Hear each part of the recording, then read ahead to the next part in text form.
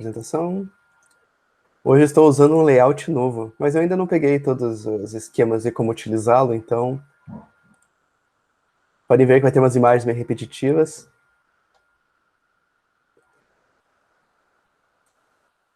Só me avisem a partir do momento que todo mundo começou a ver os slides.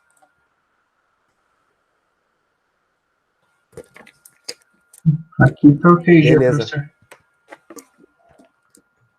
Ok também, Fechou. professor.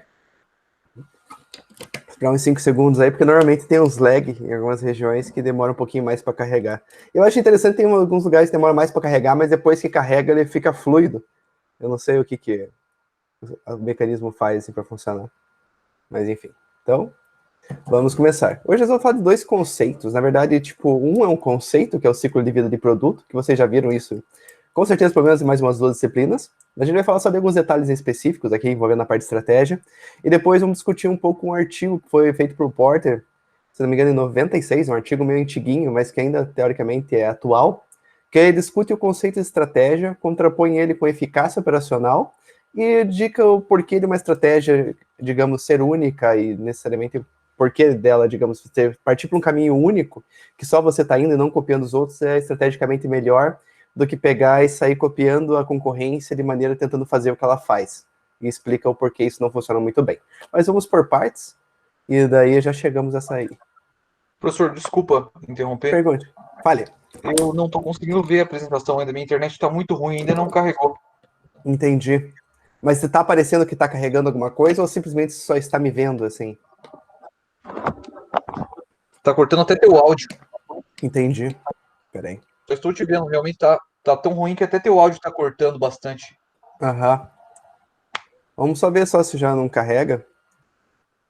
Qualquer coisa, porque se bem, as imagens em si eu posso dar uma descrevida do que está tendo por aqui, porque em geral não vai ser, digamos, grandes revelações visuais aqui. Então, qualquer coisa, eu sugiro até que você, então, você pode clicar outros layouts, eu sugiro que clique de uma maneira que você não veja meu vídeo. Deixa eu ver se aqui se cortando, dá uma diferenciada. Às vezes isso aqui ajuda um pouco na velocidade.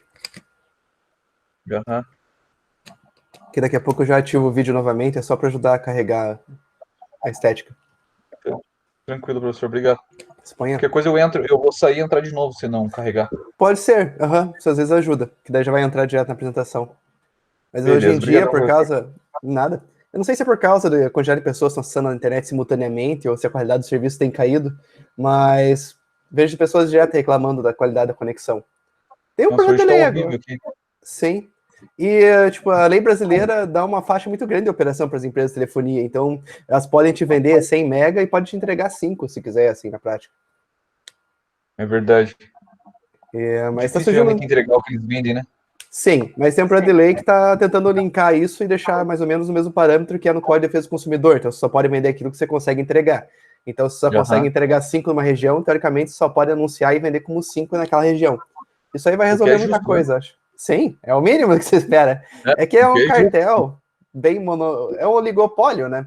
Então, e tem um lobby muito forte. Então, dificilmente consegue, beneficiar o consumidor diretamente e na frente das empresas. Normalmente as empresas mandam no mercado. Só que essa alteraçãozinha é possível que aconteça, daí já implica em bastante mudança aí. Verdade. Apareceu os slides aí? Ainda não, professor. Eu vou sair e entrar de novo, tá? Tranquilo, então. Valeu, obrigado. Vou tentar. Fechou. Então, gente, aqui está as 2 fases, tá? Que são uma indicação, nada diretamente explicado aqui. E aqui está o ciclo de vida. Como todos vocês já conhecem o ciclo de vida, não tem problema já ir começando a explicar por aqui. Teoricamente, toda tecnologia, ou todo produto, ou todo serviço desenvolvido, ele tem que passar por essas 4 fases. Com a demanda crescendo proporcionalmente até o momento que ele faz a curva, digamos, do ponto máximo de real, não só, digamos, eficiência, mas realmente o número que as pessoas realmente estão comprando em maior quantidade, o maior número de vendas constante.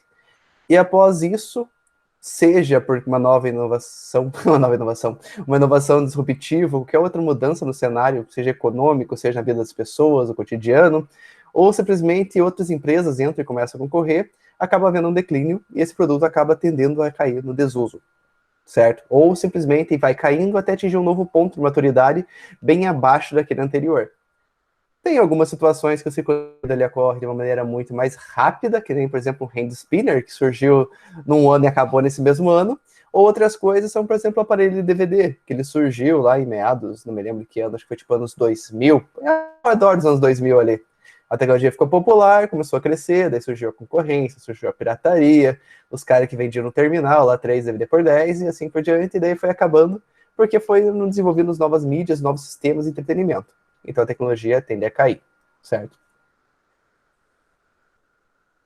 Ciclo de vida pode ser definido como as fases que todo produto ou serviço tende a passar, envolve a ideia de uma obsolescência pré-definida. Esse conceito aqui é bem interessante, porque obsolescência programada e obsolescência pré-definida são conceitos diferentes, tá? Obsolescência programada é quando uma pessoa faz um produto com um leve detalhe bem porcaria, e esse detalhe acaba, digamos, comprometendo aquela tecnologia, aquele sistema a longo prazo, num prazo meio que pré-definido.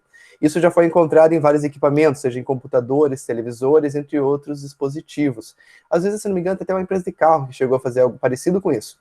Então, ao invés do produto naturalmente se desgastar e chegar num ponto onde ele realmente estraga, existe algum componente X que é meio que um ponto fraco naquele dispositivo que em X anos ele tende a dar problema. Não é algo tão, tipo, cruel como realmente uma programação daquele produto parar de ligar depois de algum tempo, mas são simplesmente pequenas brechas que são inseridas no sistema tecnológico, de maneira que ele fique, digamos, defeituoso a longo prazo se nada acontecer antes, certo?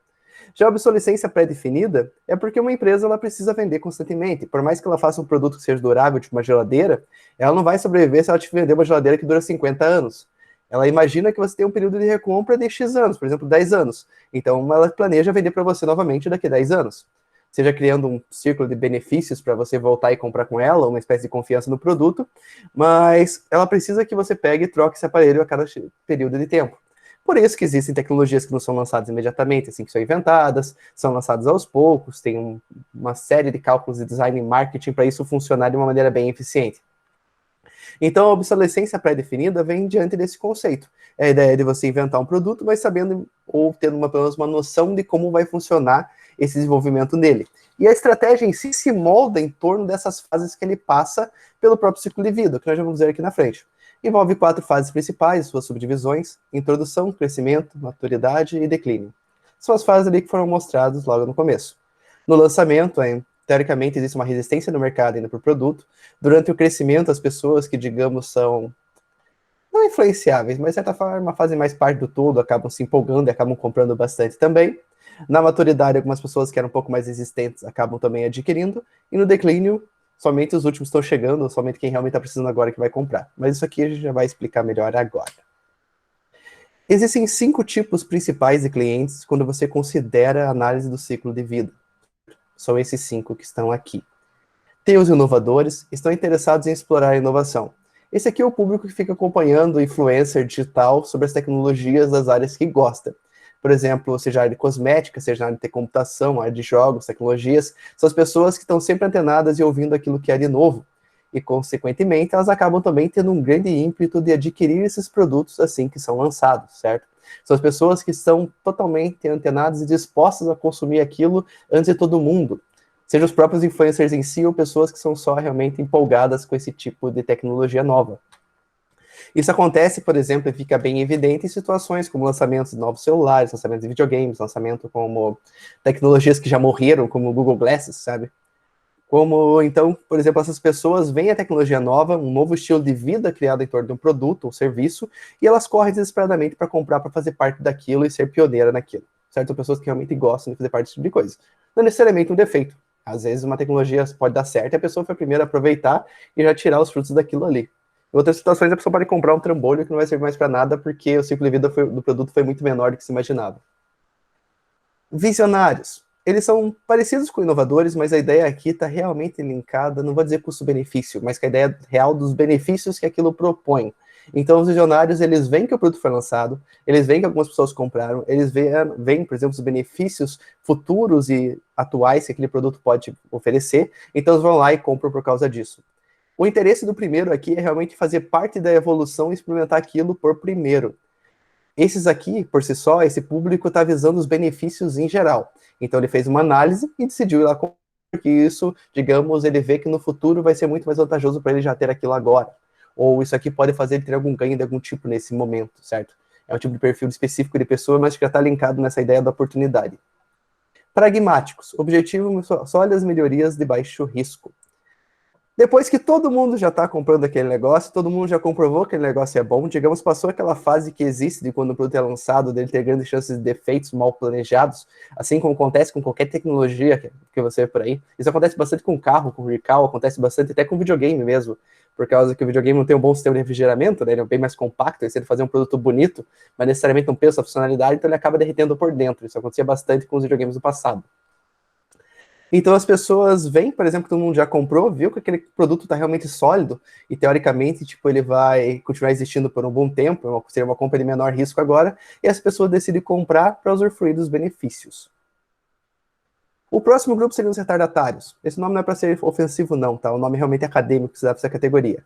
Relutam em comprar e são sensíveis ao preço. São pessoas assim que lançou, por exemplo, o smartphone, mas a pessoa tem o tijolão velho dela e ela sabe que existem benefícios melhores para se comprar um novo e se aderir ao novo mercado que surgiu, mas necessariamente ela não vê a ideia de tipo, por enquanto o meu tá bastando, isso vai ser legal, mas eu prefiro comprar outras coisas, eu não vou pagar esse valor absurdo, porque eu sei que daqui a 2 anos isso aí vai baixar bastante. Ela não vê essa questão do benefício e o timing de se comprar uma coisa num período, digamos, anterior. Às vezes porque ela realmente não dispõe de condições financeiras para aderir a uma nova tecnologia, que não tem nada de errado, ou muitas vezes a pessoa só é mão de vaca mesmo e não quer gastar com o novo, certo? Isso é um tipo de perfil realmente da pessoa ser um pouco mais conservadora naquilo que vai comprar. Não tem nada de errado, tá? Somente o perfil de pessoa. Então ela acaba adquirindo o produto em último caso. Por exemplo, ela começou a utilizar o WhatsApp no primeiro smartphone que ela teve lá, daí o WhatsApp vai pegar e vai suspender o suporte para aquele dispositivo que ela usa.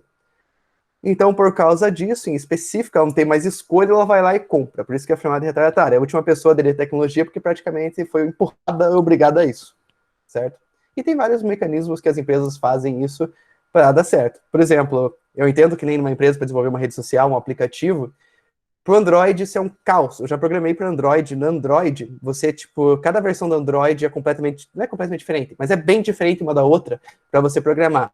E desde os últimos anos, cada nova versão é um grande salto tecnológico, as plataformas, você configurar para ela, modificam bastante. Então você tem que pegar e ter um cuidado especial com cada versão que você decidir ali lançar o seu aplicativo. O que é diferente para a Apple, porque a Apple pega e atualiza todos os dispositivos dela até acho que 4 anos para trás. Então fica mais fácil você programar, porque o sistema operacional é praticamente idêntico um dos outros. Mas em alguns casos não teria o porquê pegar e simplesmente não dar suporte para a tecnologia, principalmente quando a empresa faz sistema operacional que nem a Google. Mas ela faz isso porque ela quer, teoricamente, que o mercado faça um giro. Isso é o mundo que trabalha e atua nesse mercado, né? Não necessariamente para o consumidor. E por último, temos os conservadores. Compram somente quando é impossível evitar a aquisição. Teoricamente, os retardatários, ainda assim, apesar deles pegarem um monte, em alguns casos eles vão aderir à nova tecnologia, de certa forma, por causa dos benefícios. Os conservadores realmente é quando eles não têm mais escolha. Então é simplesmente quando o aparelho deles, digamos, ou qualquer tecnologia que sejam adeptos, realmente pare de funcionar e pare de ser uma opção.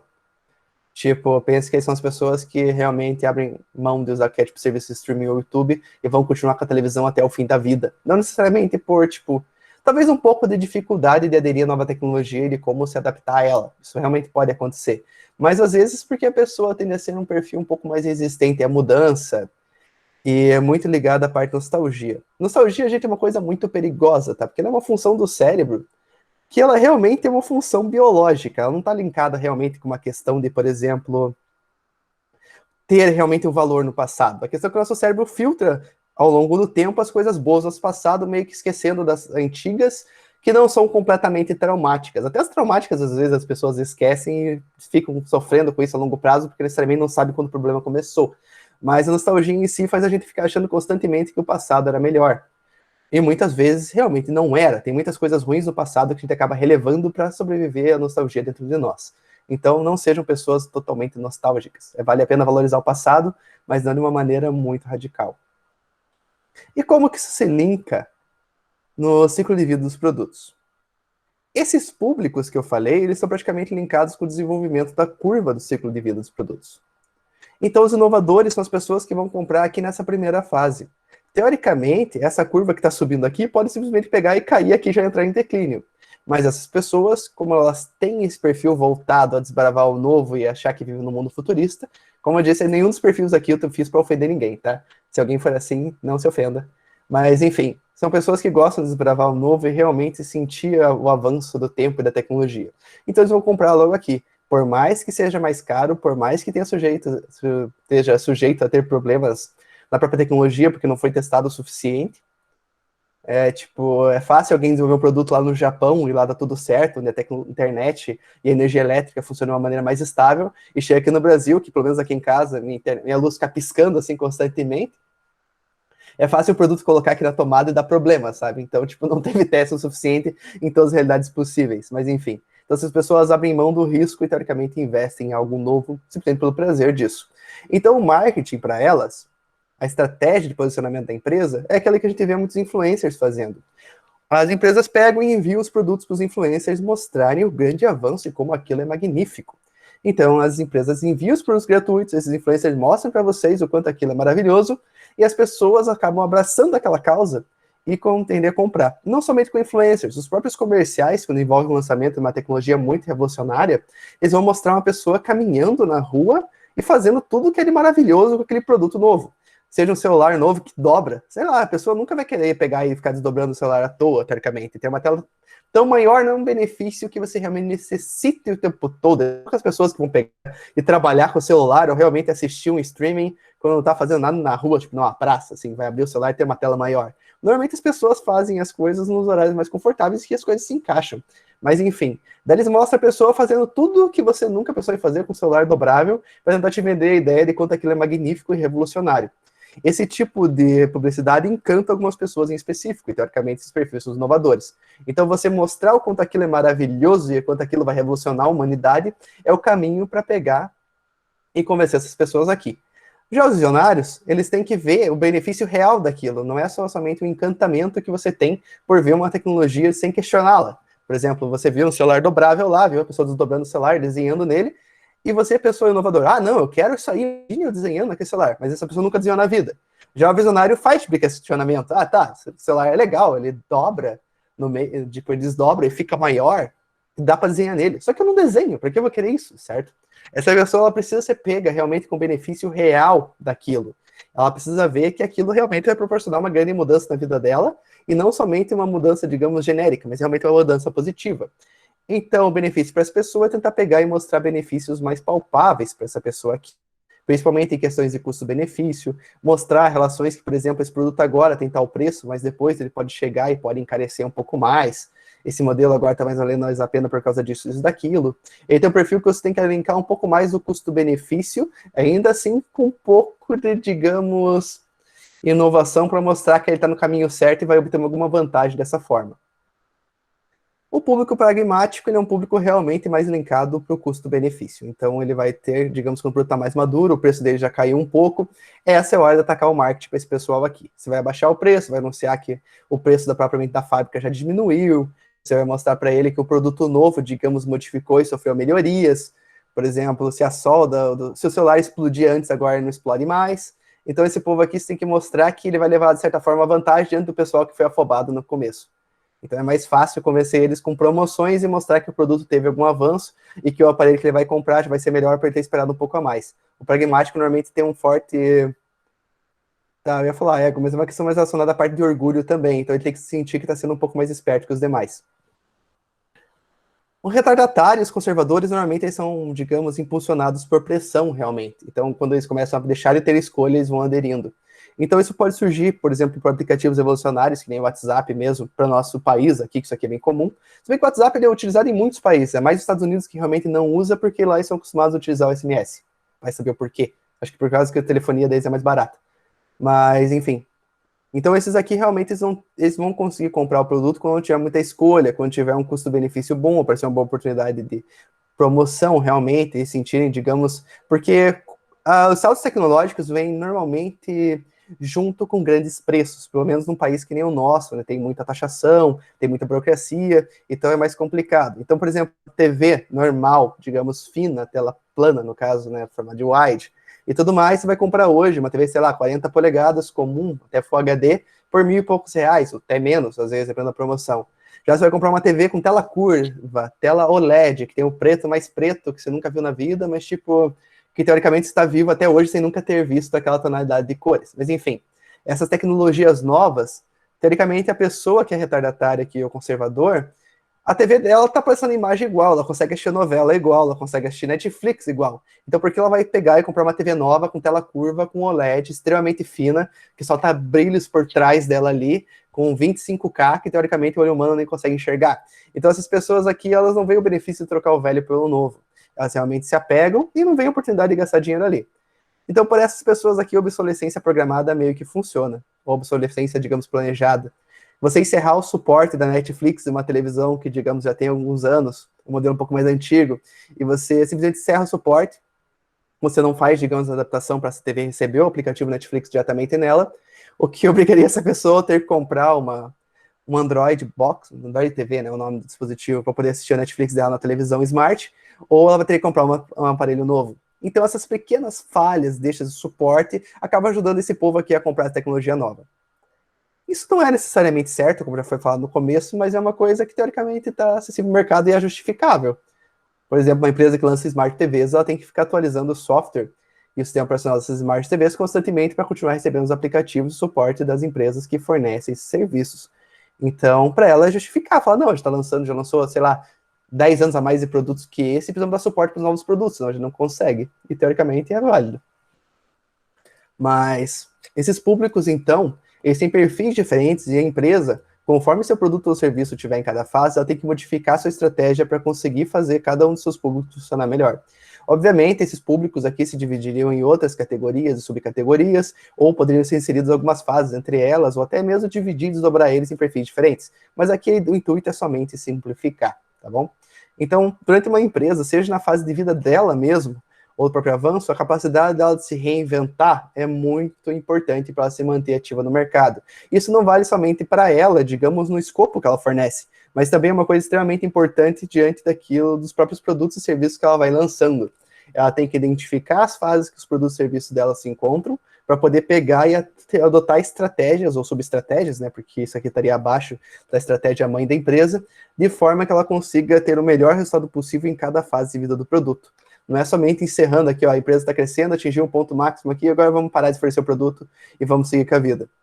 Teoricamente, você tem que respeitar esse caminho aqui para conseguir absorver o maior número possível de clientes, certo? E os inovadores e visionários tendem a ser muito menor proporcionalmente do que os próximos públicos que estão aqui. Então, esse público aqui é o que realmente importa para a empresa a longo prazo. Mas eles não existiriam se não existisse esse povinho aqui do começo. Então, conseguir fazer uma estratégia que abrace todos esses 5 perfis aqui é difícil, com certeza, mas é muito importante para uma empresa conseguir manter um produto mais lucrativo possível, por assim dizer. Eu falei bastante, ninguém falou nada. Tá tudo bem com vocês? Conseguiram entender? Alguma dúvida, algum comentário? Tudo certo, professor. Por enquanto, legal, professor. Tranquilo. Beleza. Olha, que bom. Fico feliz. Obrigado pelas respostas. Então, gente, da questão do ciclo de vida, é mais isso que eu queria passar para vocês. Porque a partir da próxima semana, nós vamos discutir algumas questões relacionadas tanto com a questão do posicionamento da empresa e algumas outras questões também relacionadas com a parte, digamos, de branding. Mas o branding vai ficar realmente longo.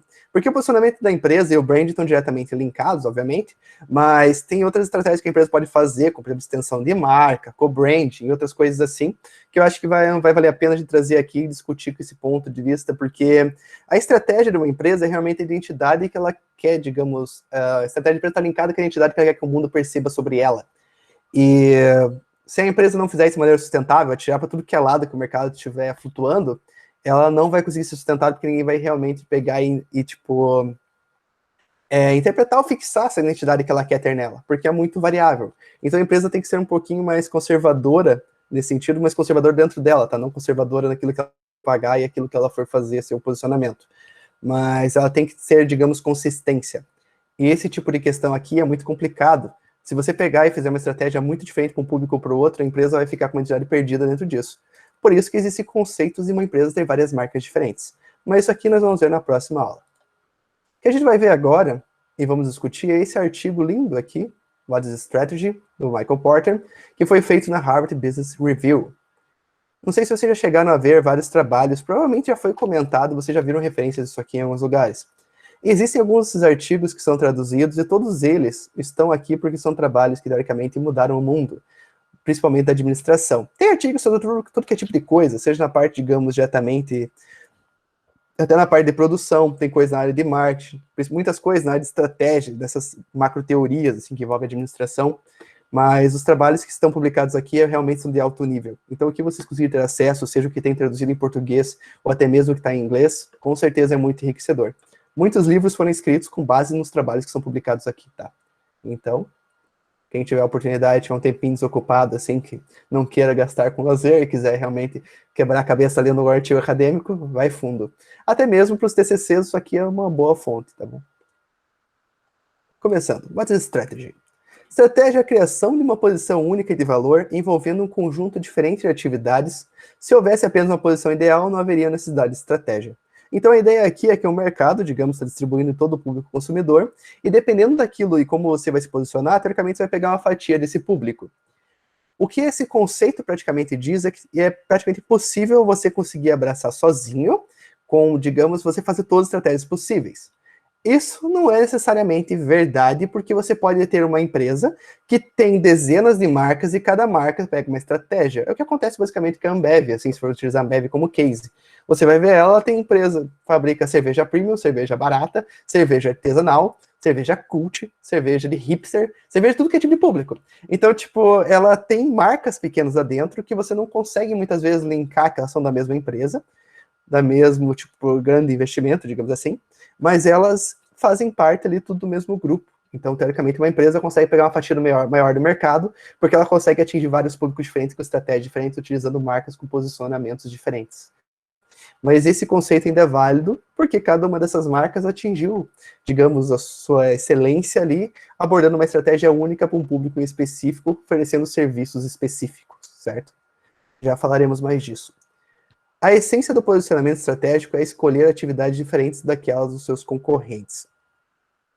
Daqui a pouco eu vou mostrar aqui um exemplo, no caso da própria Starbucks, mas tem uma palestra do próprio, se não me engano, é dono, presidente da Starbucks, é alguém do alto executivo lá com certo poder e influência, tá bom?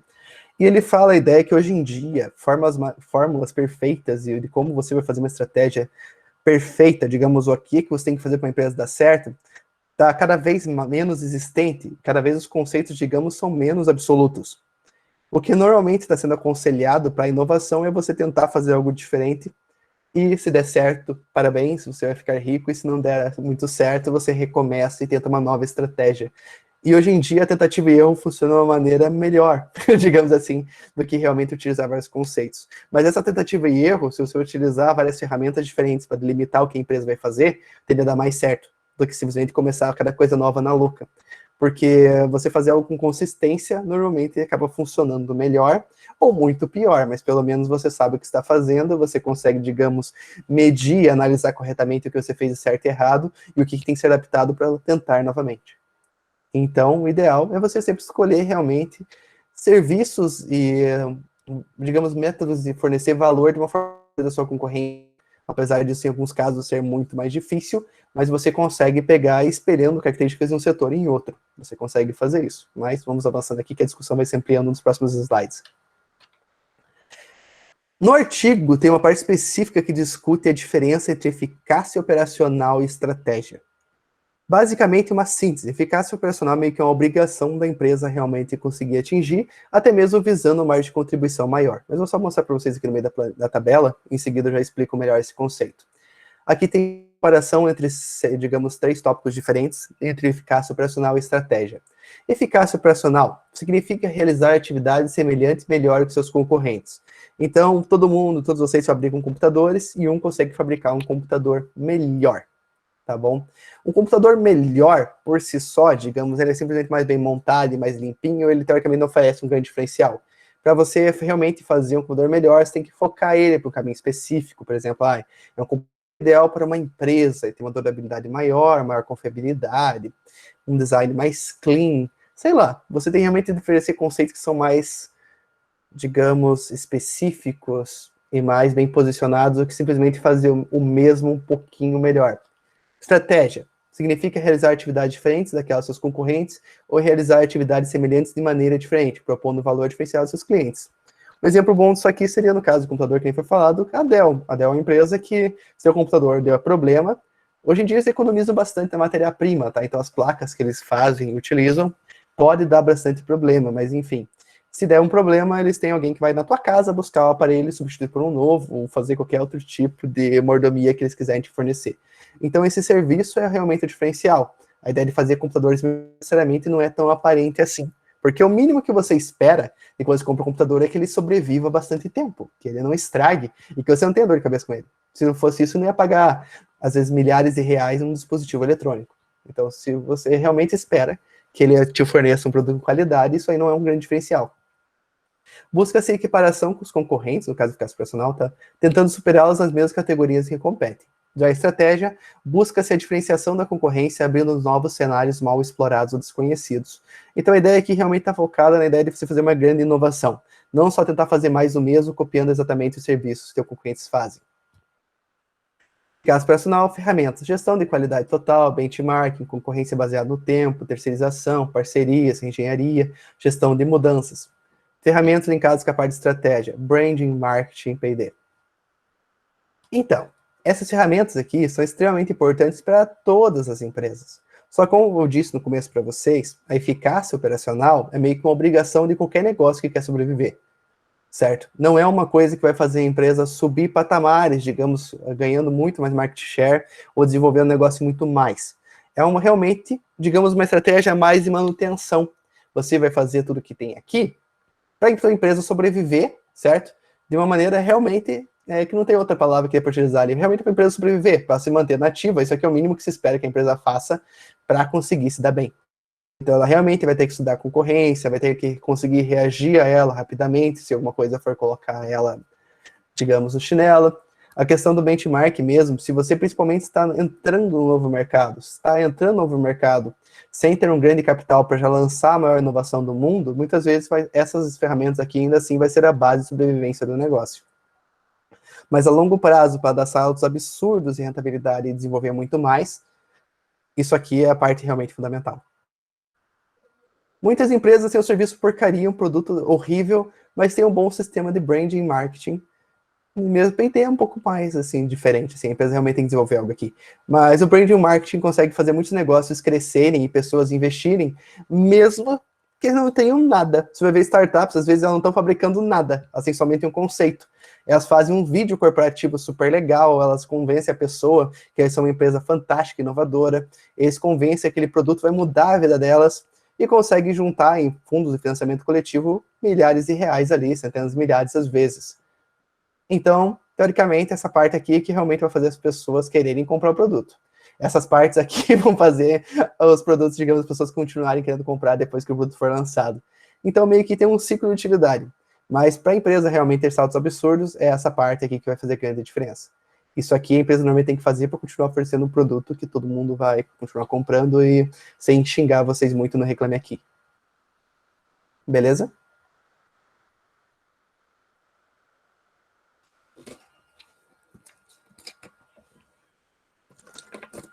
Continuando. Estratégia concentra-se em atividades únicas. A essência da estratégia está nas atividades. Deve-se escolher um conjunto diferente de atividades para fornecer um mix único de valor. As oportunidades podem ser vistas mais facilmente pelas empresas recém-chegadas. Detalhe. Hoje em dia, como vocês já viram falar isso aqui em diversos planos diferentes, o grande diferencial de qualquer negócio está nos serviços. Você pegar e ter um produto bom, mas sem ter necessariamente o serviço que consiga te linkar com o teu público ideal e faça esse público ver a empresa como realmente diferente das demais, o negócio não vai para frente. E essas oportunidades ficam difíceis de ver numa empresa muito madura. Essa empresa muito bem estruturada, ela tem, digamos, uma miopia criada em torno de processos muito rígidos que estruturaram para ela conseguir manter a estrutura dela. Então ela vê uma nova oportunidade, sendo que o negócio dela já é lucrativo, para ela é mais difícil. Obviamente, com o passar do tempo, isso foi melhorando. As empresas viram alguns cases, como por exemplo Kodak ou Blockbuster, e começaram a ficar meio cabreiras com a ideia de pegar, ver uma inovação e deixá-la passar. Então, as grandes empresas normalmente estão comprando participação de startups, estão comprando tecnologias em empresas menores, que parecem muito revolucionárias, constantemente para não perder o timing. Porque quem está de fora consegue ver oportunidades melhores. Existem vários... como que eu posso falar isso aqui? Várias lendas da área de gestão, quando tinha uma reunião, executivos quebrando a cabeça, e todo mundo lá não conseguindo achar uma solução, daí aparecia alguém que normalmente tendia a ser da limpeza, ou um funcionário, digamos, de uma área que fosse mais braçal, e dá uma sugestão que, teoricamente, muda o cenário daquela empresa. Vários desses exemplos não passam de lendas urbanas, mas eles têm um valor por si só. Porque quem está de fora consegue analisar diferente. Por exemplo, o cliente de uma empresa consegue pegar e dizer onde ela falha. Já uma pessoa que trabalha naquela empresa, ela já conhece tudo do serviço e o trabalho que dá fazer aquilo que já faz. Então ela vai tentar engrandecer um pouco mais com a percepção dela, daquele ambiente que ela faz parte e tudo mais. O marketing interno da empresa influencia demais a cabeça das pessoas, a ponto de elas acabarem muitas vezes valorizando muito o seu próprio serviço, entendendo o valor, se sentindo parte daquilo. Então isso deixa, digamos, um pouco falho o ponto de ver as críticas e maneiras realmente de melhorar. E quem está de fora consegue fazer isso melhor. Por mais que você faça testes com clientes da própria empresa, junte todos eles numa sala e peça sugestões para eles, por eles estarem se sentindo valorizados por aquela empresa, por estar tendo essa oportunidade, eles estão um pouco sugestionáveis a supervalorizar o que a empresa já faz também. E já é diferente de um caso de alguém que esteja meio brabo com o negócio, ou uma pessoa que nem o caso, reza a lenda como o Uber foi feito, que foi lá os donos do Uber lá estavam querendo chamar um táxi, não conseguiam chamar, daí eles pensaram, nossa, se tivesse um aplicativo ia ser muito melhor fazer isso. Pessoas frustradas com o tipo de tecnologia ou serviço, elas conseguem ter ótimas ideias de solução, porque elas estão motivadas pelo ódio ali naquele momento, então elas conseguem focar muito nas partes negativas e conseguem enxergar as oportunidades. Então quem está de fora, assim como as empresas que estão entrando no mercado, é fácil ver essas falhas. Porque muitas vezes a gente pensa num negócio que a gente podia montar porque a gente realmente está frustrado com o serviço anterior que existia. A gente vê uma falha e pensa, não, eu conseguiria fazer melhor que isso aqui. Então aí surge uma oportunidade nova de algum negócio. É realmente você vendo as falhas dos concorrentes e abrindo um novo caminho. Isso é muito difícil fazer quando você está lá dentro, mas quando você está entrando ou está de fora, você consegue ver mais facilmente. Por isso que normalmente a inovação concentra-se nessas pequenas empresas.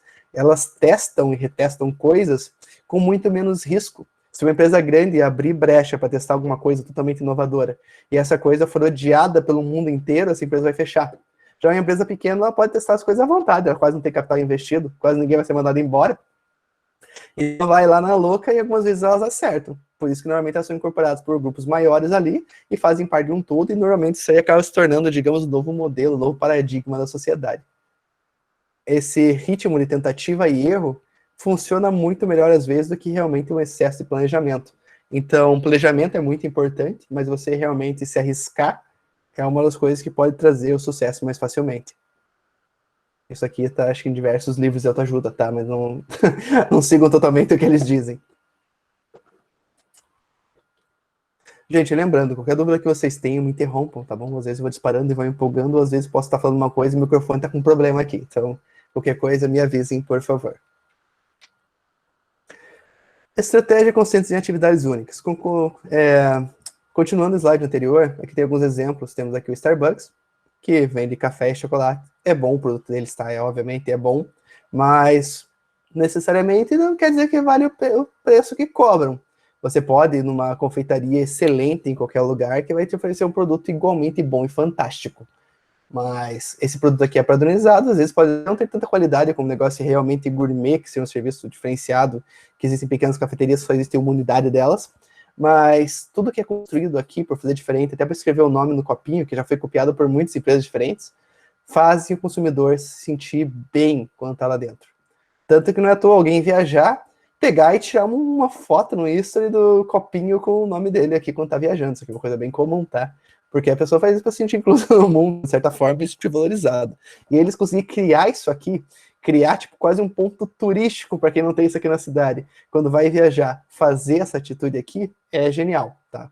Eles não fazem nada que seja realmente inovador, mas esse conjunto de pequenos detalhes que eles dão atenção é o que faz uma empresa ser única. A mesma coisa que questão da Apple Store. A pessoa entra, tudo tão clean aqui dentro, tipo, obviamente que está mais vazio do que realmente seria, ter umas pessoas, mas toda essa questão de paz e demonstração de avanço tecnológico é um ambiente que faz a pessoa se sentir melhor. Então teoricamente, o que importa não é vender café ou vender celular, é o meio que você faz em volta disso para se tornar muito mais fantástico e agradável e perceptível, digamos, do ponto de vista de valor pelo cliente, do que a concorrência é. E muitas vezes isso aqui não é um caminho perfeitamente lógico que basta copiar e espelhar para outra área. Por exemplo, pegar isso aqui é o conceito da Apple vendendo celular. Eu quero vender pamonha utilizando isso aqui. Você pode fazer num shopping, assim, o Pamonha Store, e colocar pamonhas penduradas aqui de maneira mais chique possível do que a canto, que talvez não vai vender, tá? Provavelmente não vai dar certo. Então, muitas vezes, essa percepção, ela não surge de algo visionário como o Steve Jobs tinha, mas somente pela tentativa e erro de realmente tentar experimentar coisas novas, e a partir do momento que você vê que algo dá certo, investir fortemente naquilo. Outros exemplos seria a Dell, que já foi citado, e o Madeiro, que a gente já falamos algumas vezes. A ideia é simplesmente fazer o que todo mundo faz, mas entregando pequenos serviços e atividades diferentes em volta. Você cria uma experiência nova e faz a pessoa nem saber necessariamente o porquê ela gosta tanto daquilo, o porquê ela tem tanta confiança. Porque outras empresas podem pegar e fornecer computadores muito bons, até empresas que realmente montam os computadores por conta sem ter muita fama. Só que essa referência, essa sensação de segurança é criada por tudo que está em volta. E não somente, digamos, a empresa falar isso para você e te dar as atividades. Muitas vezes a combinação delas e a forma que ela faz o cliente ver isso é que realmente faz diferença.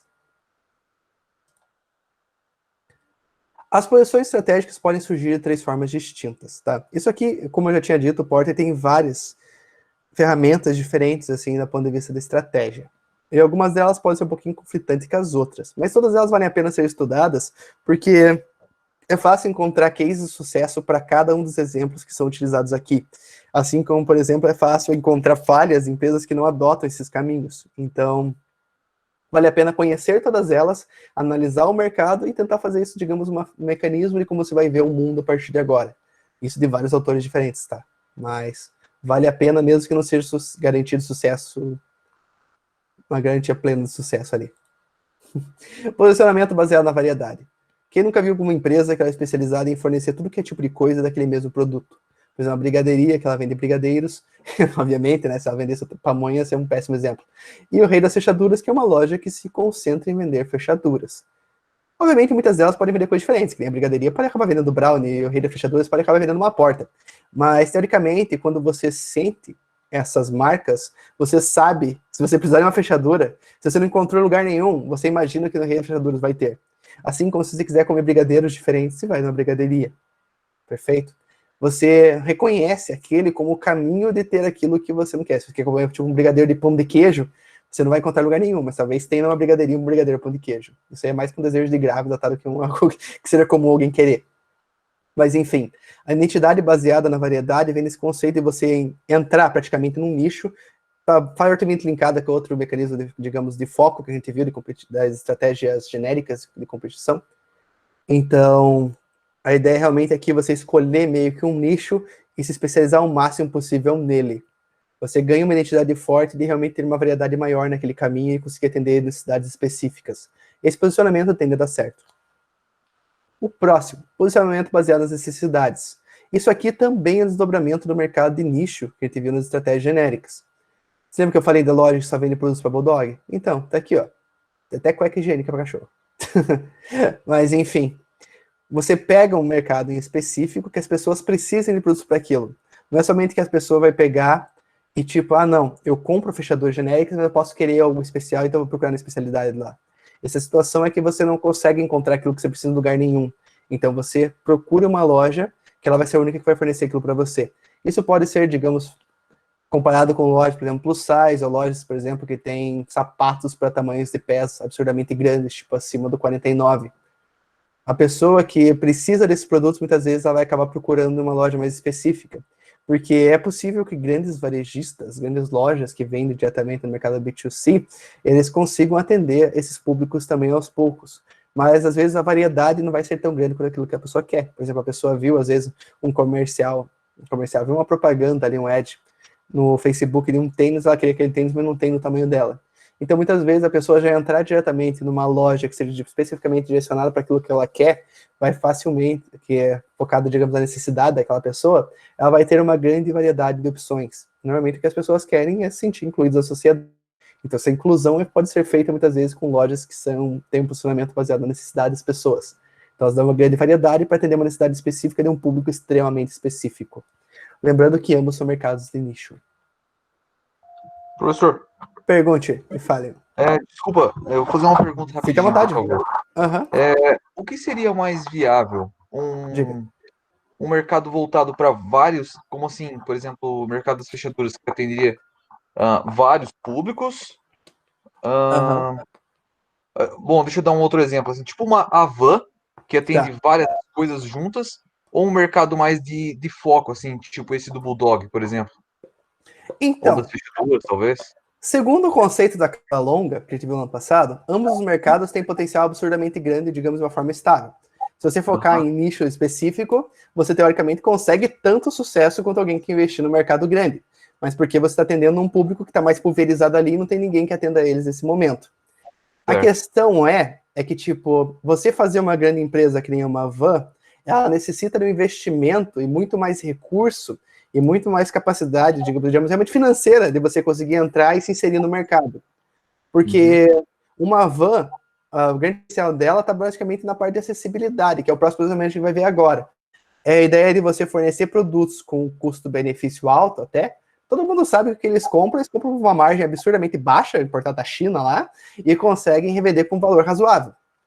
aham, Mas todo lugar, por exemplo, várias cidades pequenas têm uma van. Ela é um foco referência para você comprar presentes, seja de aniversário, casamento, para sogra, qualquer pessoa que você queira presentear ali, você consegue. Mas para você montar uma van, o capital é muito grande. Já às vezes, para montar uma loja de nicho, para quem está começando, você pode obter um sucesso muito grande se atender um nicho com baixa concorrência, ou que não tem concorrência ainda, montando um negócio desse baixo custo. Hoje em dia, para você fazer um site, antigamente era bem caro, você ia pagar tipo, alguns milhares de reais para montar um site de vendas. Hoje em dia tem várias ferramentas que permitem pegar e você mesmo montar uma loja. E conforme ela vai dando certo, você vai investindo mais. Então, para uma pessoa que está começando um negócio e realmente, digamos que abrir um negócio a baixo custo, sempre você investir num caminho, digamos, bem nicho, tende a dar mais uhum, certo. entendi. Mas isso varia de acordo com o perfil que a pessoa quer. Por exemplo, uma empresa que já é dona da van. Às vezes, no próprio segmento que ela está, por exemplo, digamos que a van conseguiu espalhar loja no Brasil inteiro, de cabo a rabo. Tem, tipo, loja van em tudo que é lugar. Às vezes, para ela crescer mais do que ela já cresceu, ela vai ter que começar a atingir públicos que ela não atinge. Então, às vezes, para ela vai começar, digamos, a abrir uns mercados que são mais de nicho. Ela vai abrir, sei lá, lojas pet shop, assim, estilo Havan, sabe? Em alguns lugares. Daí ela vai estar Entendi. expandindo ali os, digamos, os mercados que ela atua. Mas, em Para geral, conseguir para as adquirir pessoas. clientes, É. Oi? para conseguir adquirir clientes que normalmente ela não tem. Exato. Por exemplo, às vezes ela, digamos, ela vende coisas que são mais baratas na van. Tem os produtos que são mais caros, mas ainda assim não chega a ser um luxo. Às vezes ela pode vir abrir uma nova marca de uma loja, assim, tipo, para coisas para casa, mais luxuosa. Tem, por exemplo, no shopping, se eu ver em shoppings caros, normalmente vai ter uma loja que vai vender coisa de cama, mesa e banho lá, que é, tipo, mais cara. Ela vai ter, sei lá, cobertores caros, talheres e peças para cozinha caras. Às vezes ela pode expandir esse mercado, porque normalmente esse público não vai muitas vezes comprar na van. Eles vão comprar um produto mais luxuoso e mais exclusivo. Então ela não E conseguiria vender para professor, esse público lá. Fale. a gente tem um caso aqui, por exemplo, até mesmo de mercado, né? O próprio Vicário fez isso. Que ele tem Aham. duas, agora uma só, se eu não me engano, que é mais pra classe média, creio eu, e um lá que é o do centro ali, um pouquinho mais luxuoso, caro pra caceta, né? Sim, você pode ver que nesse que é caro, tipo, até tudo, a questão da iluminação, os próprios móveis que tem lá dentro, assim, as gôndolas, elas têm um ar mais, assim, festival de supermercado, assim. E é basicamente essa a ideia. É pouco complicado, às vezes, você não criar uma nova marca para atender esse público novo. Isso a gente vai falar bastante na próxima aula, assim. Mas, tipo, seria bom ele realmente linkar a marca, sei lá, colocar Vicari e colocar mais um nome, sabe? Tipo, Tinha que ser depois para Vicaro. Vicaro. Isso. E assim vai, sabe? Tipo, eles deveriam se separar um pouco as marcas, porque ainda assim uma pessoa que gosta muito desse mercado de luxo, às vezes pode ter uma resistência e comprar no Vicari, do que, sei lá, por mais que more em Araucária, às vezes a pessoa pode preferir ir lá no Angelone ou no Festival e comprar os mesmos produtos que compraria aqui, sabe? Então você tem um posicionamento mais concreto e mais, como que eu posso dizer? Mais tipo, realmente posicionado, tá? Ter um negócio que seja mais intenso ali, pode ser melhor para você realmente pescar esse teu público. Porque se você não fizer isso com tanta intensidade, o teu público vai passar despercebido. Tipo, a pessoa passa no Vicari, que a gente tinha na Arquelau ali, vê um mercado comum de bairro, até passa o Vicari do centro, vê um pouquinho diferente da arquitetura e pensa, não, mas é o mesmo mercadinho, sabe? Você não associa a identidade dele forte. Eu, sei lá, pelo menos, tipo, que as próprias teorias em volta disso, minha própria opinião pessoal, quando você realmente cria uma nova marca para atender esse novo público, você consegue ter um investimento que é um pouco mais certeiro, porque você, teoricamente, não vai desvalorizar a tua marca de um lado para o outro. Por exemplo, assim, as pessoas de mais baixa renda, talvez deixem de ir no Vicari mais barato, porque eles foram no Vicari caro uma vez e viram que tudo lá é caro. Então, eles vão associar que o Vicari é caro. Se você tivesse feito uma outra marca, tipo, tem que pensar um nome que seja chique. Sei lá. Vicaros. Se tivesse inventado uma outra marca que fosse parecida, mas que fosse focado, digamos, com um brand mais pro luxo, talvez essa identidade não fosse confundida. Entende? Então é meio complicado quando a empresa tende a atingir públicos diferentes utilizando uma mesma marca-mãe. Isso é muito comum em mercados asiáticos. Não digo supermercado, mas realmente empresa. Vai ver a Hyundai, tem hotel Hyundai, tem navios Hyundai, tem carro Hyundai, deve ter muitas outras coisas que a gente nem imagina, assim, de uma marca. Então, é complicado quando uma empresa tenta expandir muito, não somente, digamos, para produtos totalmente diferentes, que nem os exemplos que eu dei agora, mas às vezes a empresa tentar atingir, por exemplo, com o Hyundai, fazer um carro Hyundai de 500 mil, super luxuoso, e tentar fazer um carro Hyundai super acessível. Você pegar e fazer esse tipo de modelo faz que a pessoa que realmente quer uma coisa extremamente barata, uma coisa extremamente luxuosa, não vá necessariamente para a tua marca. Porque a pessoa começa a associar que a tua marca não é isso, sabe? Ou pelo menos ela está mais no meio termo. Então, é interessante, assim. Mas, sei lá, agora de ser um posicionamento mais claro é melhor. Mas nada impede que uma empresa, que ambas deem certo. Só que normalmente quando você vai entrar no mercado que ele é mais amplo, para você competir com muita intensidade, você vai ter que pegar e vai ter que investir muito dinheiro. Vai ter que investir muito planejamento e muito recurso ali para que o negócio dar certo. Já se você fizer algo que teoricamente é muito mais específico, mas se lembre que a especificidade, você está pegando um público pulverizado.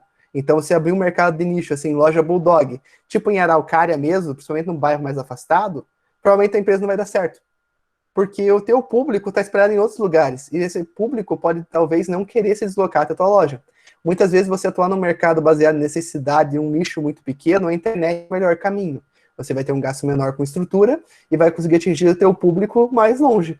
E se realmente for um mercado que você está desbravando quase sozinho, você vai conseguir ter um resultado muito melhor e sem ter ninguém para atrapalhar. E como você vai estar ganhando fama, expandindo rapidamente, porque você é o pioneiro, por mais que alguém tente copiar a tua estratégia, você já vai estar bem solidificado a partir do momento que as pessoas começarem a prestar atenção em você. Então, existem várias pessoas que montam vários pequenos negócios online esperando que um deles dê um grande boom. E às vezes realmente acontece. Então, é importante deixar um pouco de lado também a visão do consumidor em si, porque às vezes a pessoa vai achar, não, eu vou abrir uma loja aqui vendendo toucas para pinchers e vai dar super certo. Tipo, eu amo meu pincher, eu amo colocar toucas nele. Mas às vezes você é a única pessoa no mundo que gosta de colocar touca num pincher. Então, tipo, tem que pensar muito bem no mercado de nicho para ver se a própria pessoa não está supervalorizando aquele mercado, tá? Ficou tudo claro? Eu respondi as dúvidas de vocês. Eu comecei a falar que às vezes eu acabo mudando de assunto ali no meio. Acho que deu para explicar bem. Respondeu sim, professor. Beleza, obrigadão mesmo. Beleza, disponha, eu que agradeço.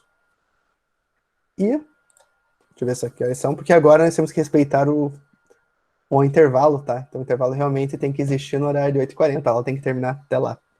E o último exemplo que eu coloquei aqui, detalhe, eu coloquei a Faciar mesmo, tá? A marca antiga, não o Unifaciar, que veio depois que a estratégia da empresa começar a se expandir mais. Mas o posicionamento baseado no acesso, você lembra que eu falei no caso anterior do outro mercado de nicho, que era a ideia dele pegar, e como o teu público está pulverizado, você pega e utiliza um mecanismo que você consiga atender eles com uma logística perfeita em todos os lados possíveis. Já no posicionamento baseado no acesso, você vê um lugar que tem uma necessidade em específico, tem uma carência, e você fornece essa solução para aquele lugar. É um posicionamento baseado em acesso. Às vezes, esse posicionamento baseado em acesso, ele pode utilizar uma estratégia que seja menos específica, igual a gente falou ali. Você pode vender um pouco mais de tudo. Porque você está tentando atender uma necessidade de um povo mais diverso. mas em uma região específica. Esse povo não consegue comprar, digamos, ter acesso facilmente a outras opções no mercado. Então você cria uma versão mais ampla para aquele povo. E é basicamente a estratégia antiga da Faciar, que era pegar o público da Faciar, porque não tinha nenhuma faculdade na região. Na verdade, até tinha, né? Existe uma certa concorrência, mas foi mais fácil entrar e você fornecer esse caminho para esse público ali em específico. Então, às vezes, que nem, por exemplo, lojas na cidade mesmo, pode dar muito certo se fazer uma loja seja mais genérica, mas que aquele mercado ainda não tenha essa, digamos, não esteja sendo corretamente atendida. Então, você consegue entrar e fornecer ali. Daí vem a parte complicada. A partir do momento que você consegue atingir uma maturidade, consegue atingir com excelência o teu público daquela região, naturalmente a tua empresa vai chegar a um ponto que ela vai parar de crescer. Por quê? Você atendeu aquela região. Esse é teu foco. Tua estratégia foi voltada para isso e você conseguiu atender. Tanto que a Faciar mesmo, antigamente, ela tinha uma estratégia muito mais agressiva de ônibus. Então ela começou a fazer isso aqui, principalmente focando para Curitiba ali, para trazer o povo de Curitiba para ela. Então ela tentou facilitar a parte de acesso também em outros bairros que também estavam com a mesma carência, só que em Curitiba, por exemplo, o SIC, Mesli, Capão Raso e afins. Então tinha, digamos, até faculdades na região, só que ela fornecia um ônibus de transporte gratuito para a faculdade e fornecia, às vezes, uma mensalidade mais em conta. Então esse tipo de posicionamento ajudava ela a atender, digamos, a aumentar o acesso dela ali. Só que quando você realmente essa estratégia de acesso, você pega todos os clientes que você tinha, você tem que expandir ela de outra forma. Então daí muitas vezes você vai mudar o formato da empresa e vai sair desse posicionamento baseado no acesso e tentar para algo mais amplo e tentar focar em um valor diferente. Foi no caso da mudança para a Unifaciar, que é a ideia de tentar expandir realmente a empresa e os mais distantes com posicionamento novo. Isso é complicado porque esses períodos de transição, se for muito bem feito, tem que dar muito certo.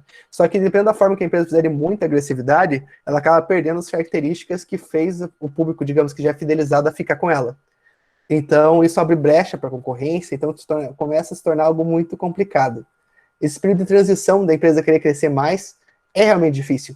Por isso que muitas vezes a empresa, por exemplo, algum outro empresário que tivesse uma marca consolidada baseada no acesso, ele pegaria e criaria uma outra marca, utilizando o know-how e parte da estrutura que já tinha, para tentar fazer uma outra marca se expandir e passar um novo valor. Porque às vezes, quando você faz um posicionamento baseado no acesso, as pessoas que você está propiciando esse acesso, eles enxergam o teu valor. Mas alguém que não precisa desse acesso facilitado, talvez não consiga ver o valor. E você fazer essa modificação, talvez muitas vezes você acabe, digamos, canibalizando o serviço baseado no acesso para tentar entrar em algo de um valor maior. E você tentar convencer algo desse valor maior para o público que você já tem pode ser meio que difícil. Então, é complicado. Muitas vezes, o que eu aconselharia realmente é criar marcas diferentes para atender públicos diferentes e tentar crescer de formas diferentes. Porque o todo continua crescendo, mas você mantém a marca com aquilo que fez ela crescer. Se você vai reinventar ela, é somente se aquilo for se tornar realmente imprescindível ou totalmente necessário. Ou se, tipo, a empresa está caindo muito, eu vou arriscar aqui e vou tentar mudar para algo novo, para ela não morrer. Então, vocês podem fazer. Mas quando a empresa está boa, você arriscar com uma estratégia muito drástica, pode ser uma escolha complicada. Então, basicamente isso. O último conceito que envolve esses slides aqui, se não me engano é o último mesmo, mas qualquer coisa depois vai ter uma conclusão ali, é a ideia. Uma exposição estratégica sustentável necessita de trade-offs. Trade-off é algo muito analisado na parte de engenharia da produção, que é quando você escolhe, por exemplo, uma coisa em detrimento de outra. Por exemplo, eu não consigo dar um mordomo para atender o meu cliente dentro da loja se eu não cobrar pelo menos 20% a mais no produto do preço do meu concorrente. Então, você, particularmente, quando você está inserindo um serviço melhor, você acaba abrindo um pouco mão da eficiência em custo. E isso funciona para praticamente tudo. Você não consegue abraçar o mundo com todas as estratégias e todos os públicos simultaneamente. Você, para fazer algo correto, você vai ter que abrir mão de algo. Você não consegue melhorar algo sem retirar algo. Tá? É muito difícil achar uma empresa que realmente consiga fazer isso com uma maestria tremenda. Então, se o mercado tenta ser, digamos, um mercado acessível para os públicos, digamos, de classe mais baixa, ele dificilmente vai conseguir inserir realmente um mercado de luxo lá dentro. E quando eu digo luxo, luxo mesmo. Por exemplo, você vai no Condor de Araucária, você vai, sei lá, na parte onde tem frios lá. Você até encontra alguns queijos diferentes, mas esses queijos mais caros, que são, às vezes, importados, ou queijos que realmente têm um processo de fabricação muito mais demorado e complexo, talvez você não encontre ali, porque teria uma grande tendência a acabar estragando. Porque as pessoas que querem comprar esse tipo de produto, realmente mais caro, às vezes podem optar por não ir no mercado que elas têm dúvidas que o produto vai ter lá. E elas acabam focando em algo que vai atender melhor a necessidade, igual foi falado agora há pouco. Então, você fazer bom uso desses trade-offs não é, muitas vezes, você abrir mão de um público. Você está abrindo mão desse público, só que você está ganhando muito mais espaço no outro público. E atingir o máximo, digamos, esse ponto de equilíbrio não é um ponto de equilíbrio, tá, na questão de custo, mas atingir esse ponto de perfeição entre cada marca que a empresa tenha, de uma maneira que o público dela esteja sendo completamente atendido, é melhor do que ter uma grande marca que atenda todo mundo. Então, você fazer essa diferenciação, seja até mesmo no mesmo espaço, tipo, você vai ter um mercado ali, e no lado do mercado, loja de artigos, digamos, alimentícios de luxo. Você pode ter essas duas empresas com marcas distintas, separadas ali, e ainda assim conseguir pegar e ter um bom sucesso. Às vezes, os clientes de um e de outro nunca sabendo que eles são do mesmo dono. Mas, às vezes, fazer essa distinção permite que você consiga utilizar esses mecanismos de uma maneira mais eficiente. A essência da estratégia é escolher o que não fazer. Essa frase aqui é interessante. Obviamente, ela não se aplica a tudo, mas é interessante. Você conseguir focar naquilo que é melhor para a empresa, seja terceirizando ou não, e aquilo que realmente, digamos, proporciona o maior valor para o cliente pode ser a melhor estratégia. Então, a ideia sempre é não tentar abraçar tudo, mas abraçar da melhor maneira possível aquilo que você escolher abraçar.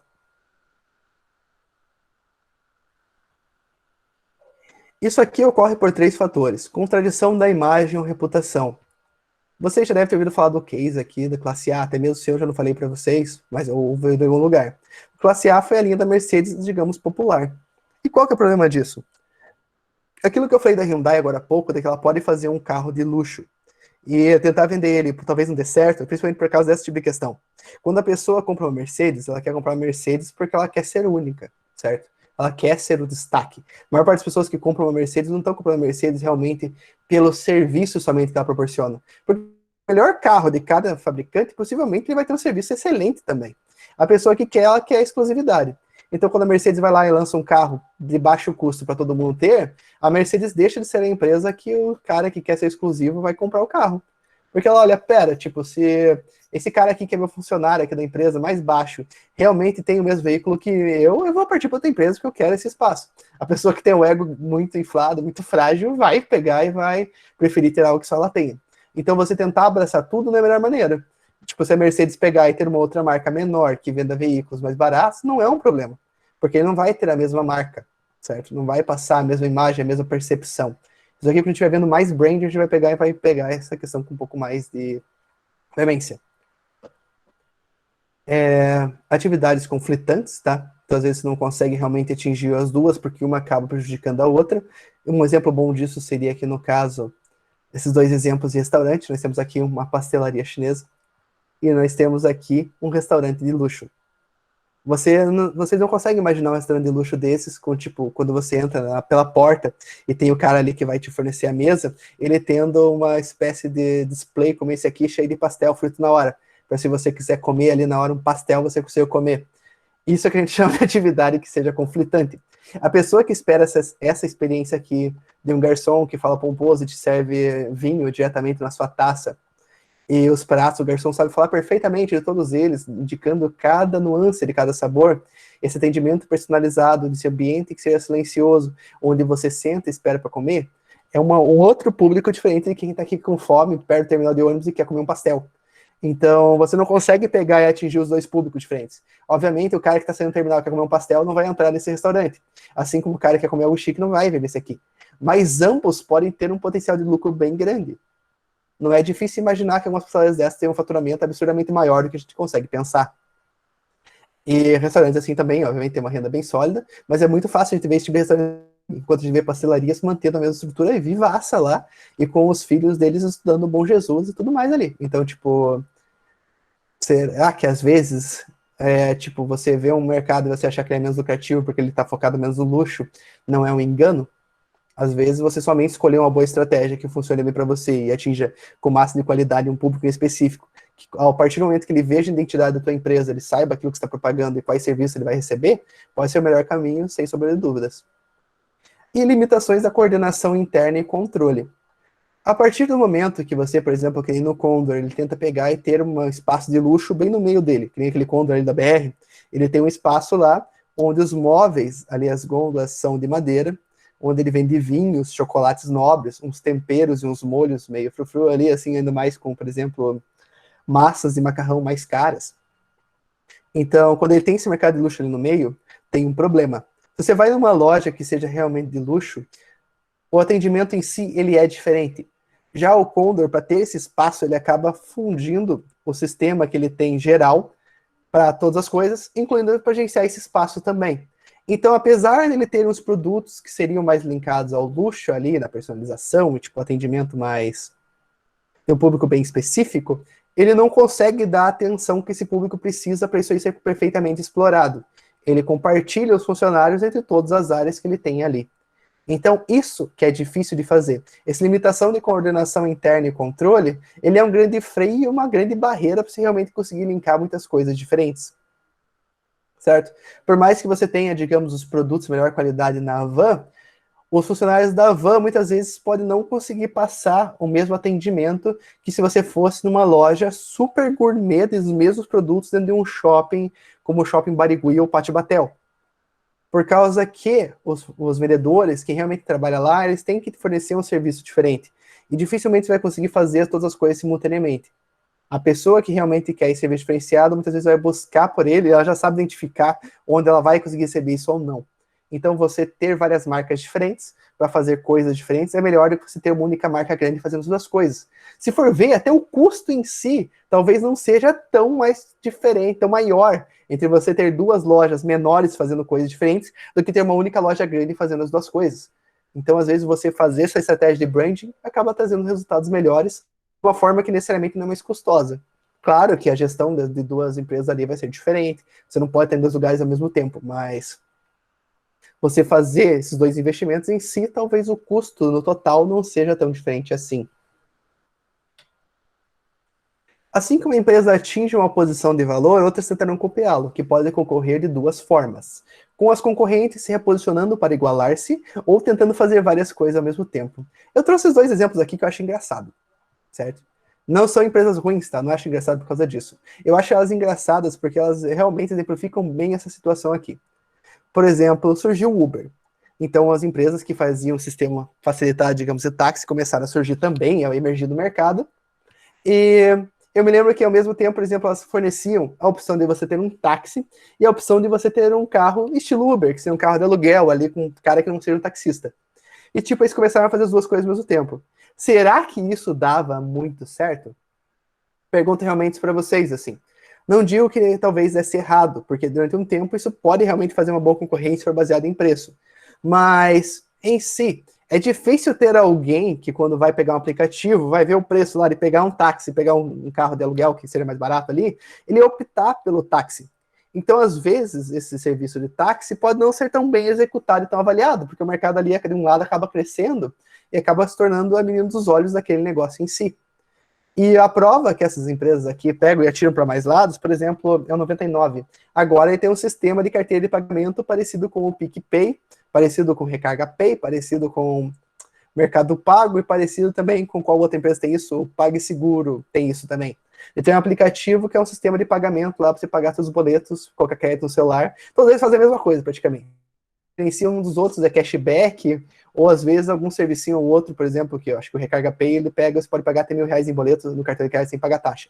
E uma coisinha ou outra de um do outro. E agora esse sistema também criou um sistema de pagamentos próprio dele.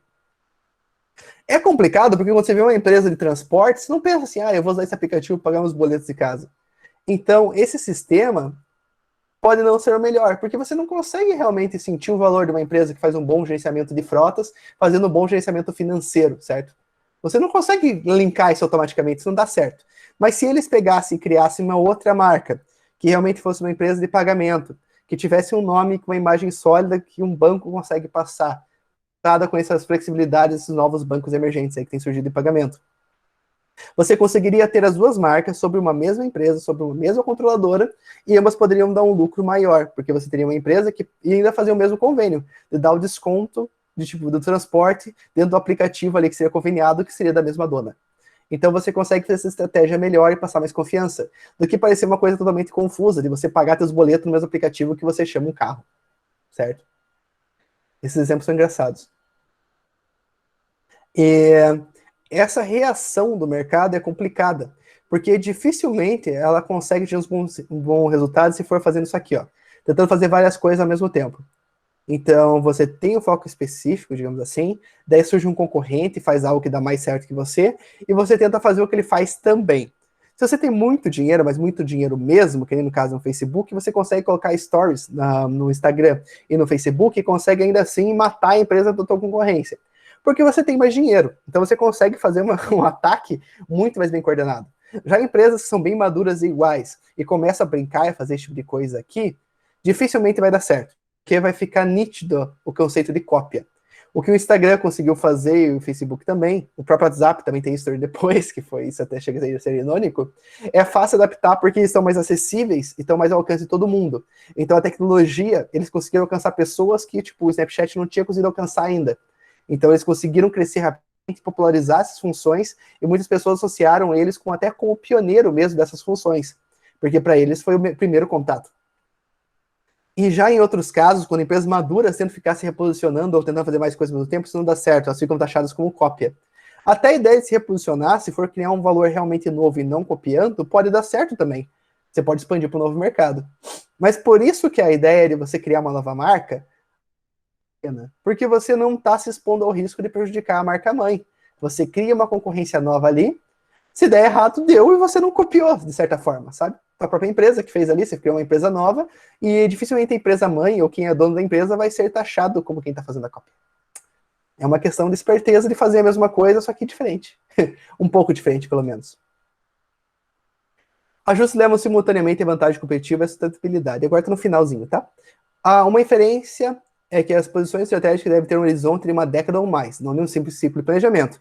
Então, ficar utilizando a mesma marca, de ficar fazendo tentativa e erro, pode prejudicar a marca na própria identidade sólida que ela já tinha antes. Então, por isso que arriscar com novos players no mercado vale a pena se você for utilizar e criar esses novos players. Estratégia é criar o ajuste entre as atividades de uma empresa. O sucesso de uma estratégia depende de se fazer bem muitas coisas, não apenas algumas, e integrá-las entre si. Aqui, como isso aqui foi um texto que eu traduzi do inglês, você atenta nessa questão aqui. Tipo, fazer bem muitas coisas não quer dizer que a empresa vai chegar e vender para todo mundo. A ideia é você fazer um grupo de serviços que consiga agregar valor linkado automaticamente com a tua estratégia. Então você vai pegar e vai fazer várias coisas bem de uma única forma e vai conseguir pegar e propagar isso para o teu cliente, mas atendendo, digamos, o público de uma maneira específica e não totalmente aberta. Então você vai fazer muitas atividades que se integram entre si e propagam o mesmo valor. E não fazer várias coisas diferentes que propagam valores diferentes para públicos diferentes e maneiras diferentes. Beleza? E o final, conclusão. As empresas permanentemente bem-sucedidas serão aquelas que começam o mais cedo possível a definir e incorporar suas atividades em uma posição competitiva única. Será inevitável um período de imitação em setores emergentes, mas esse período reflete um nível de incerteza ao invés de uma situação desejada dos negócios. Se surgiu uma inovação disruptiva, que nem, por exemplo, o iPhone, todo o celular começa a copiar e parecer com a mesma cara. Isso aqui é normal. Mas depois de um tempo, essa empresa tem que se posicionar e criar um produto único. Por isso que nem a Xiaomi, ela entrou no mercado copiando o iPhone e chegou, agora ela faz produtos novos, celulares incrivelmente caros, e o produto já não está mais com custo-benefício tão alto. Porque chega um ponto que ela, para crescer mais, ela tem que se reinventar. Porque a estratégia de pegar e fazer igual e mais barato é muito fácil de alguém copiar e conseguir tomar esse espaço no mercado. Não é à toa que a Xiaomi foi a primeira empresa a surgir, expandir para as pessoas comprarem celular no AliExpress. Mas depois já começaram a surgir outras marcas chinesas que começaram a crescer bastante também. Porque elas fizeram a mesma coisa, pegaram um celular tipo com design de iPhone ali, com acabamento metálico, tecnologia boa, recursos bons, e colocaram para vender por barato. E conseguiram atingir o mesmo resultado. Teve que se reposicionar para dar certo. E de modo geral, a receita é concentrar-se e aprofundar-se em uma posição estratégica ao invés de expandir-se e competir-se. Aquilo que eu falei de criar várias marcas está linkado com essa ideia. Você pegar, por exemplo, e arriscar, mas arriscar de uma maneira esperta, utilizando marcas diferentes para... É que nem num jogo de videogame, sabe? Você tá andando no jogo, você quer pular de um prédio ali no jogo. Se você cair e morrer, você tem um certo ponto de restart, você tem um ponto para você voltar para trás. Então, para a empresa é a mesma coisa. Você cria uma nova marca, lança no mercado, se deu certo, deu certo. Com isso, você consegue pegar e obter um maior sucesso a baixo risco. Perfeito? é fácil você conseguir fazer isso de uma maneira bem eficiente. Gente, é isso. Alguma dúvida, pessoal? Algum comentário? O que acharam da aula? Ficou boa? Gostaram dos meus slides cheios de frescura feito por designer? Na verdade, só o layout, tá? Foi feito. O próprio conteúdo foi o meu que eu coloquei, por isso que tem muita imagem repetitiva. Não foi legal, professor? Gostou? Uma aula bem legal, mas bem interessante, bem Opa, produtiva. obrigado. A ideia é, tipo, sempre trazer umas coisas que são mais discutíveis, assim, porque a ementa dessa disciplina ela é bem tranquila. Então, é possível, digamos, pegar e colocar bastante coisas atuais e ser um pouco mais versáteis e trazer coisas bem diferentes. Tanto que a ideia é sempre linkar um conceito que exista, que, digamos, esteja realmente na ementa, e trazer mais coisas que amplifiquem ele para áreas mais diversas, que coisas que provavelmente vocês não viram em outras disciplinas. Porque estratégia é uma fusão, praticamente, de comunicação com marketing, que dá essa disciplina única que a empresa se posiciona e como ela vai propagar isso aí. Mas tem muitas ferramentas que a própria ementa não abrange, que são bem legais e com certeza podem mudar a visão de muita gente sobre muita coisa. Não, mas é legal, sim, porque, por exemplo, eu trabalho em um pequeno negócio, então estratégia tem totalmente a ver com qualquer negócio, né? Nenhum negócio vai nem para frente, nem para trás, sem uma estratégia. Então, Sim. é bem interessante, sim, importantíssimo. Bolar uma estratégia, ver o que tem no mercado, como se reinventar. Enfim, é Com bem certeza. interessante. Como tomar uma fatia do mercado, como se fixar no mercado, né? Sim. Como Porque, aparecer para os consumidores, enfim. porque às vezes muitas empresas vão começar de uma maneira, digamos, com uma estratégia mais genérica ou sem um posicionamento muito forte.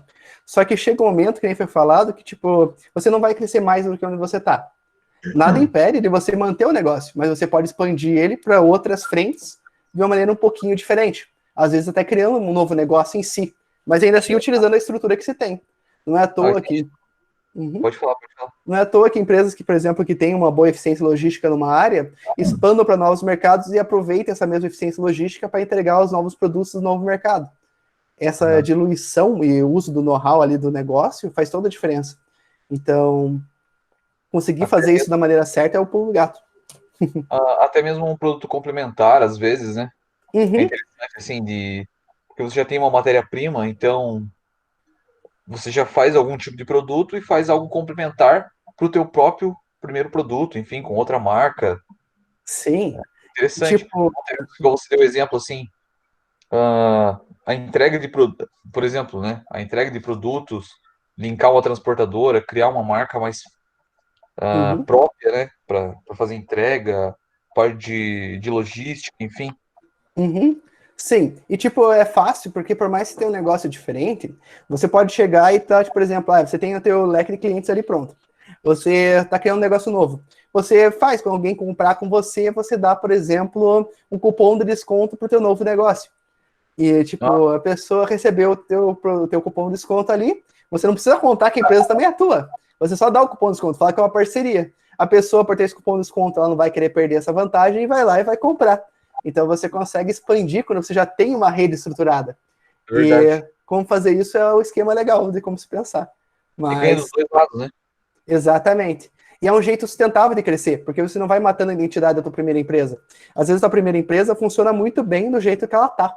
Só que se você pegar e inserir muita coisa diferente e descaracterizar, vai sobrecarregar aquele serviço, aquela metodologia que você já utiliza, e pode não dar mais certo.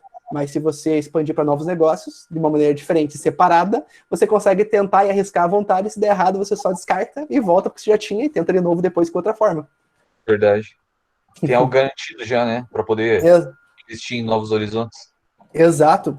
Tanto que é comum ver, mas na próxima aula eu vou trazer certinho, tipo, as empresas fazem isso. É muito fácil você ver grandes empresas que têm muitas marcas diferentes, que são totalmente diferentes umas das outras.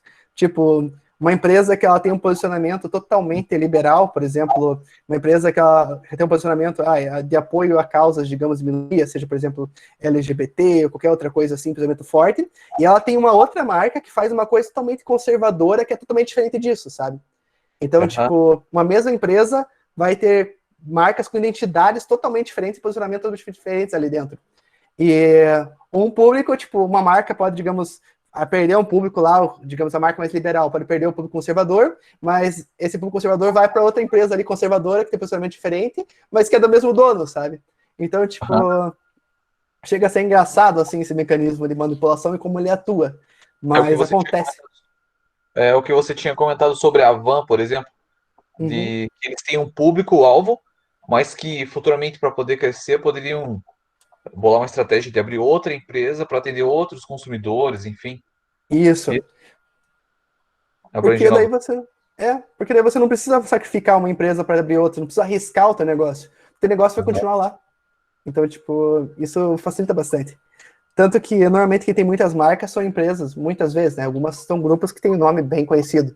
Mas são nomes que dificilmente se consegue associar às marcas abaixo, e não são elas que marcam as pessoas. Não são elas que marcam o público consumidor. Um exemplo assim de uma empresa que tem várias outras marcas, a gente trabalha é a Beira Rio, Beira Aham. Rio Calçados. Tem a Uhum. própria Beira Rio, que é a matriz, e daí tem as outras que são, por exemplo, a Moleca, que é uma marca muito forte, muito popular. Aham. Tem a Modari, que é uma linha mais conforto.